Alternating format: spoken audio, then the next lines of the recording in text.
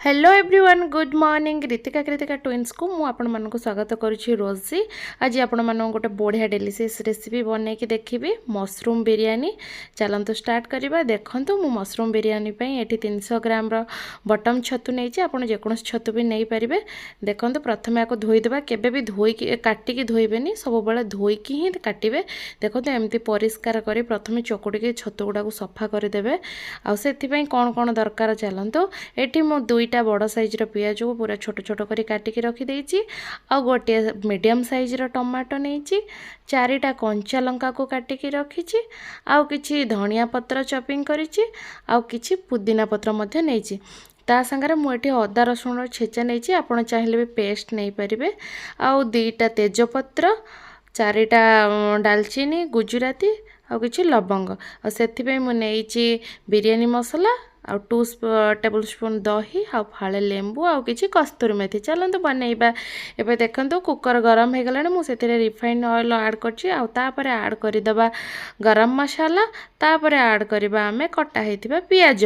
पियाज टिके फ्राए हो सारा पर से ऐड करवा कंचा लंका को 1 ରୁ 2 मिनट टिके फ्राए कर सारा पर से ऐड करवा बाटिकी रखि अदा रसुण छेचा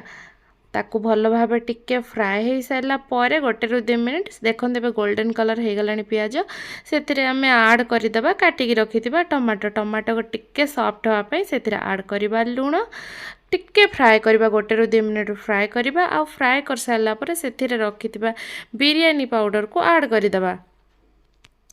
बिरयानी मसला दे सारा पर भल भाव ताको टिके मिक्स करदे आ गैस फ्लेम को करदे लो तापर आम ऐड करवा से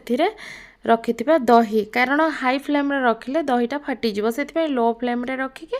दही को सब बेले गोलेबे देखो मसला टिके कषि हो आसलानी यही प्रोसेस जितेबाला तेल छाड़ा आरंभ हो से प्रोसेस रे ही आपड़ कौन करेंगे ना काटिकी रखि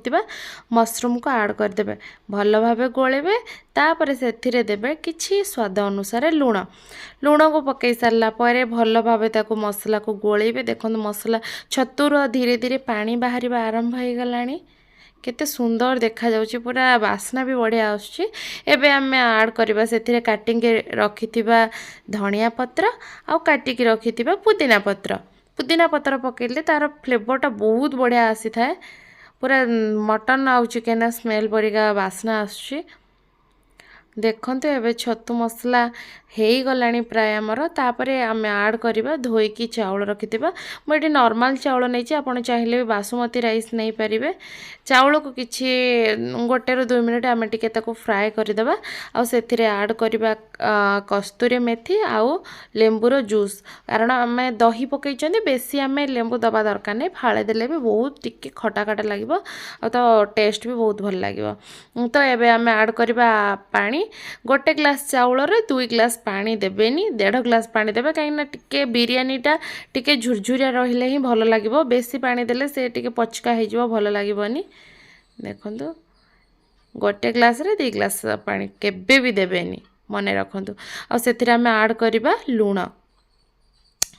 देखो पानी दे सारी एबे गैस रो फ्लेम करदेवी हाई आ कुकर को बंद करदेली देखो एबे फाइनाली आमर हो गलानी बिरयानी केते सुंदर देखा चलते एबे ताको आमे प्लेट को सर्व करदेबा